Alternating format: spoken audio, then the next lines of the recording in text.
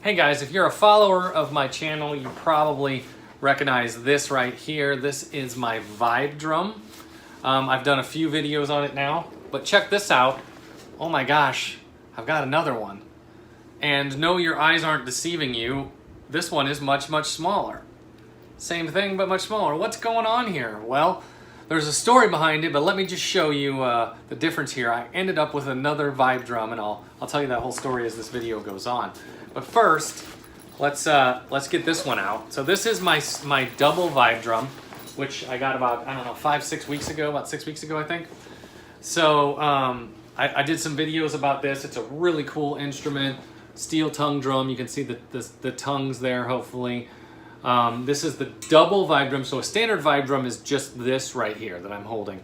A double VibeDrum has tongues on both sides. So a standard VibeDrum would only have the one side. But this is a double, so it has tongues on both sides. So they make both of those models. This one is what they call their copper sun finish. We'll talk more about that in a minute. But that's the VibeDrum that I've done in my videos. Well, they also make one called the mini VibeDrum. And like the other VibeDrum, it comes with a gig bag. You open the gig bag and out comes a little fleece bag here, and inside of that is your mini VibeDrum. So there you see, there's our mini VibeDrum. So it's a little different than the other one, but let me show you. First and foremost, I am holding these about the same distance from the camera, and you notice this one is much larger. And that's true. This is about a 12-inch drum, and this is about a 10-inch drum. Also, look how much thinner. I'll try to get them the same direction. That's kind of hard. But look how much thinner this one is than this one. This one is a lot thicker. And I know that it's hard. It's going to be hard to tell this from the video. But this is about double the weight as well. This one is much, much lighter. This is what they call their elemental earth color, and this is what they call their copper sun color. They're both the type of paint where it changes colors based on how the light hits it. I'm not sure how well this video is going to represent that, but this one changes from like copper to brown to orange, and this one changes from like orange to red to copper, which is kind of neat. Both really neat. This is like got a lot of yellowy tones in it. This has a lot of reddy tones in it, but both really neat finishes. Additionally, this is tuned to standard scales. This has one side that is tuned to D pygmy and the other side tuned to E minor. So those are standard scales that we're used to. This one is tuned to a scale that VibeDrums made up themselves. They call it the desert scale. And I do think it's kind of interesting that this is elemental earth color and it's a desert scale. It kind of makes a lot of sense, right? Additionally, this one is tuned at 432 hertz, where this one is tuned at 440 hertz. Now, if you're saying, huh? That's okay, I'll explain that real quick. Now, I'm not the expert on this, so there are many, many videos out there if you really want to learn about 432 versus 440. Just make a search for that and you'll find tons of videos about that. But from what I understand, if you go to a piano and you find middle C on the piano, and then you find the A above middle C, and you strike that A, it should resonate at 440 hertz in a standard conventional orchestra or Western tuning. That A is going to resonate at 440 hertz. So all the other notes are tuned relative to that 440 hertz reference tone. 432 hertz tuning takes that A down about 8 hertz. Well, not about, exactly 8 hertz. And so it's just a little bit lower. So all everything is still in tune. It's still tuned to the same intervals between the notes, but the reference pitch is just slightly lower. If you take those vibrations and extrapolate them out, from what I understand, the body's natural vibrations and the Earth's natural vibrations are a lot closer to 432 hertz reference pitch than a 440 hertz reference pitch.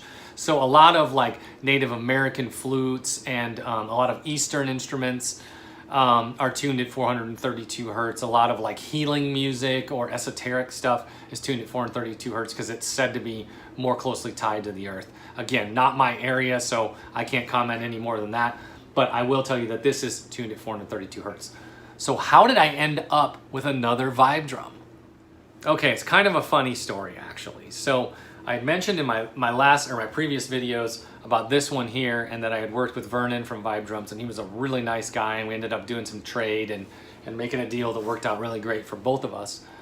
Well, this was one that he had returned, and it got damaged, and I'm sure you're not going to be able to see this because the damage is so slight, but there's a little chip there that goes through the paint. Maybe you can just kind of see that on the camera. Additionally, so I've actually got to try to find it. Over here, there's a scuff. I don't even know if that's going to show up. That doesn't go all the way through the paint. It's just a scuff there. And then on the bottom here, I can't even get, like me sitting here right now, I actually can't see it, but I can feel it. But there's an imperfection like right here. It might just be an imperfection in the metal. So subtle that literally I can't see it sitting right here, but I can feel it if I touch it. Other than that, I've been over this thing with a fine-tooth comb, and I can't find anything wrong with it. It's perfectly in pitch, anything. But Vernon, apparently, this was damaged in shipping. He got it back, and because I had done those videos to help promote his drums, he offered it to me at an extremely discounted price. It's got to be less than it cost him to make it. And since it was a damage, I figured I was just going to get this when it showed up. I figured I'd get this right here. But no, he sent me the bag, or the liner, the gig bag, and inside this little pocket, it has another set of mallets and the play instructions in here as well. Let me show you that real quick. So it actually has the mallets here, just like the big VibeDrum did, and it came with the instructions. So what a cool guy, you know, what a great company. So I'd mentioned in some of my previous videos that I went and got this little cushion off of Amazon. It's a bar stool cushion, and it works great for playing the VibeDrums, and it also works great for the Mini. So this thing, by the way, I went back and looked it up. This was $16 on Amazon, so, you know, well worth it. It fits right in the bag with the standard VibeDrum. But so here is the Mini VibeDrum in the desert scale, again, tuned at 432 Hertz. So this is, let's just go right up the scale here. So here's the lowest note.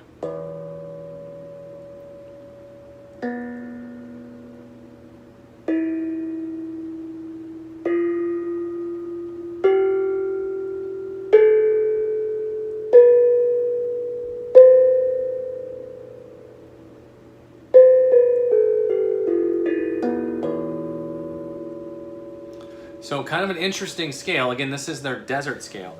But so that's our E. So what's cool here is that if you go directly across, that's a B, which we know that's the dominant. So you've got, so if I do that, you've got the dominant, or the power chord essentially. Now this is where it gets really interesting. So that's cool. If we go to the next note, that's an E again. So hopefully you can hear that. We've got an octave there. Well, that's interesting. Now we're already up an octave by the time we're on the third note. If we go here, so that's an E, and I've put it on the tuner. That's actually an F. So that's a flat second. That's unusual.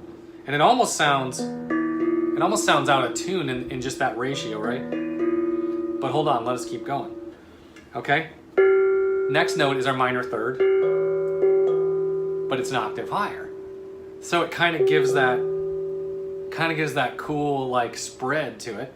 Okay, if we keep going around, we get our fourth, and then our fifth again. So there's our fifth again in an octave. And then we get our flat sixth. Odd, huh? Totally doesn't make sense. It doesn't seem like a scale that would make sense. But it sounds great together. I don't know how they came up with this, but it sounds great together. There's something about the tones. Really, you know, cool sounding scale.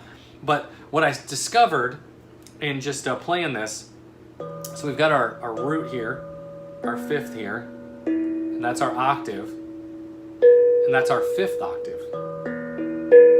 So just with those four tongues, that's just half the drum, but with those four tongues, I could play that all day. I could sit here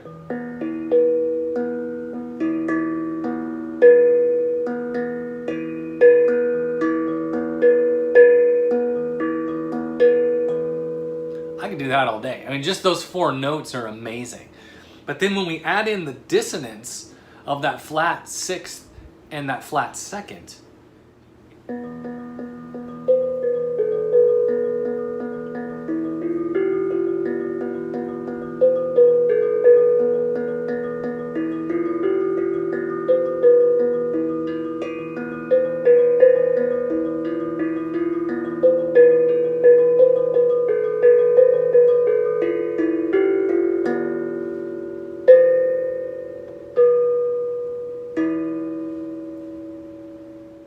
But one of my favorite parts about this drum is like the larger one, I feel that it really shines when you play it with your fingers.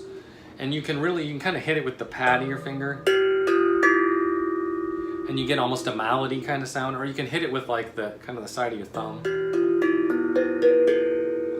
And either way, you really get some neat tones out of it. But so here's kind of what you can do with your fingers. Again, I'm no expert at these instruments, but just from what I know.